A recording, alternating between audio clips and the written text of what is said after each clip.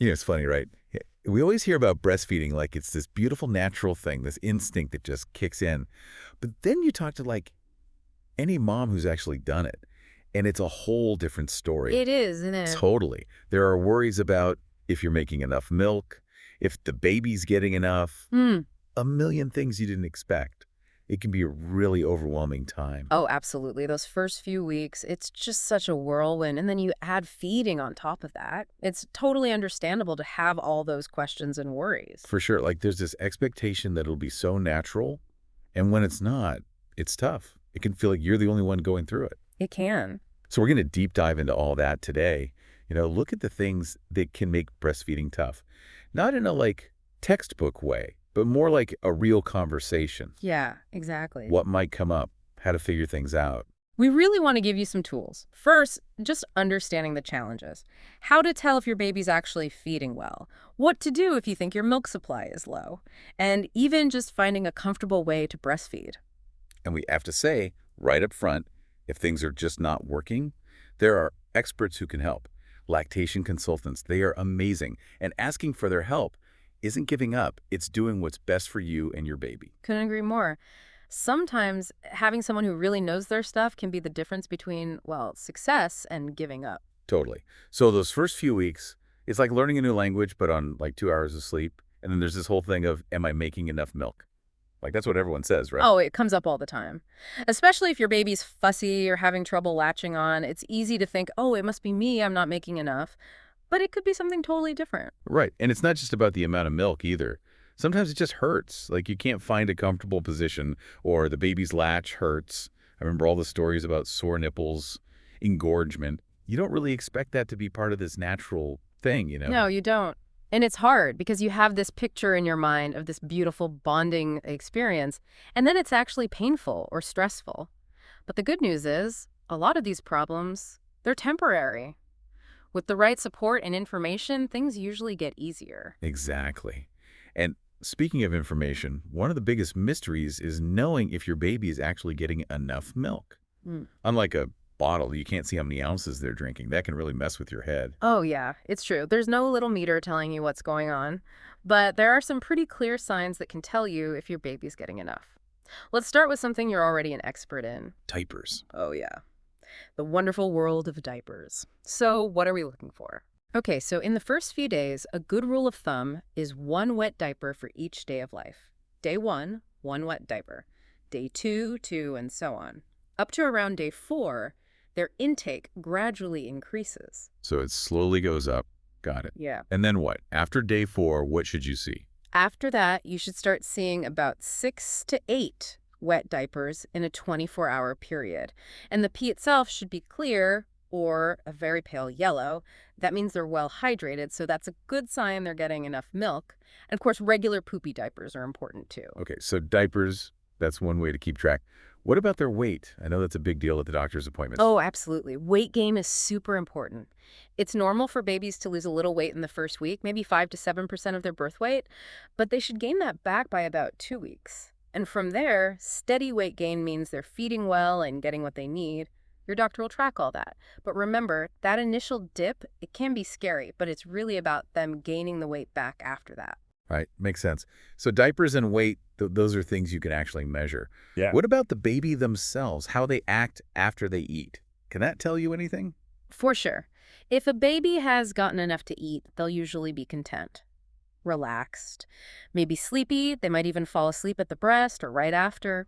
That calm, satisfied look is a really good sign. And if they're still fussy after feeding? If they're still doing things like rooting around, smacking their lips, or just generally being fussy, it might mean they haven't had enough. Also, most babies will just naturally unlatch when they're full. Another clue. Right, that makes sense. A full baby's a happy baby. Okay, this might sound weird, but I've heard people say you can actually listen for the baby swallowing while they're eating. Is that true? Can you really tell? Oh yeah, you can. It's actually a great way to know they're getting milk. In the beginning, you'll hear this fast, fluttery sucking as they're trying to get your milk to let down. But then it should turn into a rhythm. Suck, swallow, suck, swallow. You might hear a little ka or goo sound. That's the swallowing. So it's not just sucking, but actually swallowing the milk. Got it. And one last thing. What about how your breasts feel after a feeding? Can that tell you anything? It can. Before you feed, especially in those first few weeks when your milk is coming in, your breast might feel full, firm, even heavy.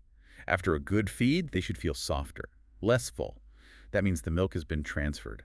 So it's like all these different signs together, diapers, weight, how the baby's acting, swallowing sounds, and how your breasts feel. It all paints a picture, right? Exactly. No one thing tells the whole story, but together they can give you a really good idea of how things are going. Okay, now let's talk about something that I think really stresses out a lot of new moms. Milk supply. You're constantly thinking, am I making enough? Is the baby getting enough? It's such a huge worry, and it's completely understandable. You're learning so many new things. It's easy to start second-guessing yourself and your body. But a lot of times, moms are actually making more milk than they think they are. But if you are concerned, there are things you can do to boost your supply or keep it up. Okay, so let's start with the most basic thing. Feeding often. I know we talked about that for the baby, but it affects your supply too, right? Big time. It's all about supply and demand. The more your baby nurses, the more your body gets the signal to make more milk. In those first weeks, you want to aim for at least 8 to 12 feedings a day. And really just feed on demand. Don't worry so much about a schedule. Respond to your baby's cues. That's the best way to tell your body to make more milk. So let the baby be the boss. Hmm. Okay, what about latch? We talked about that for the baby getting enough milk, but it matters for your supply too, doesn't it?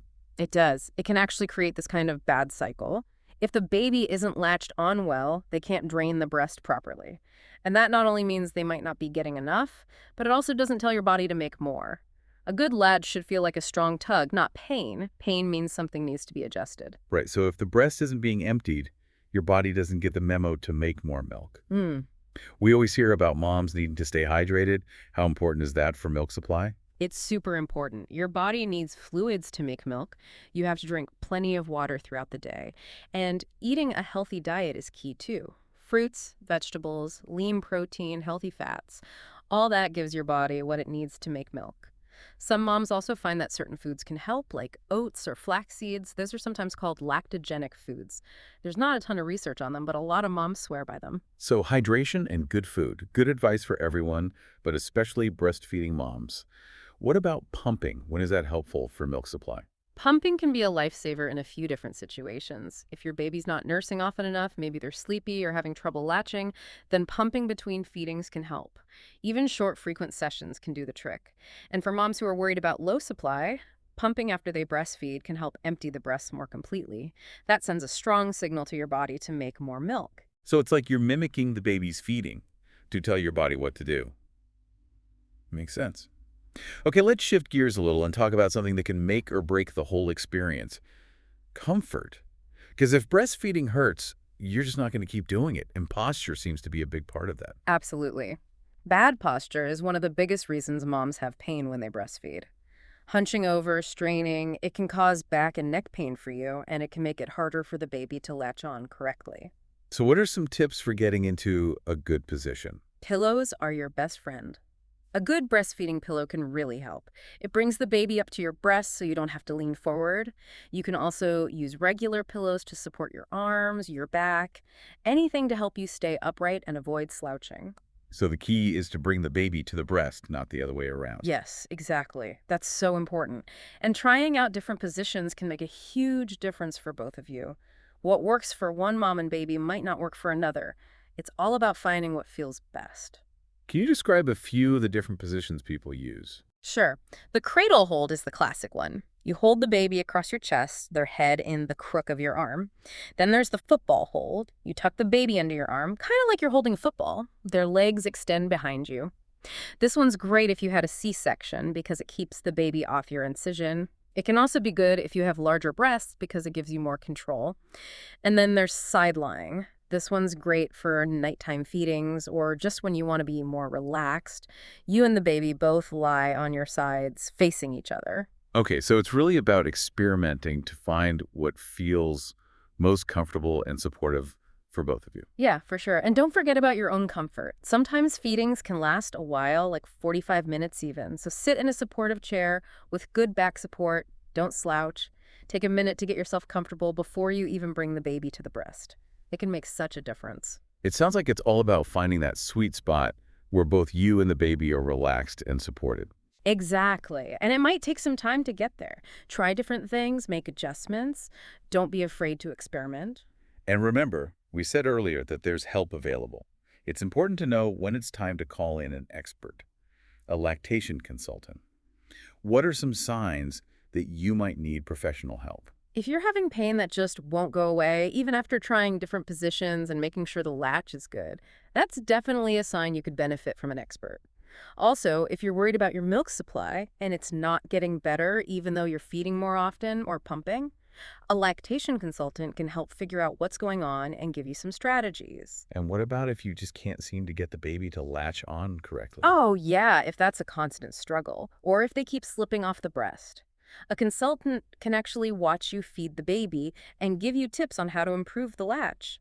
And of course, if your baby's not gaining enough weight or they're not showing the usual signs of being hungry, it's important to get a professional opinion to make sure they're getting enough to eat and that there aren't any other problems. So basically, any problems that just don't seem to be getting better on their own, where do you even find a lactation consultant? A lot of hospitals have them on staff. Or they can refer you to someone. You can also find them in private practice. There are breastfeeding support groups. Mm. And there are online directories. Don't be afraid to ask your doctor, your midwife, any healthcare provider. And more insurance plans are covering lactation support now. So definitely check your policy. Good to know. It's so important to remember you don't have to go through this alone. There's help out there. Absolutely. There are people who know so much about this, and asking for help can make a world of difference. Right. So as we wrap up, I think the big takeaway is that breastfeeding isn't always as simple as it seems, especially in the beginning. There can be worries, there can be discomfort, and there can be a lot of questions. That's true. And we really want to emphasize that it's okay to ask for help. If you're struggling, it doesn't mean you're doing anything wrong. Reaching out for support can make all the difference. Yeah. Exactly. And most of these problems, they can be solved with the right help and guidance.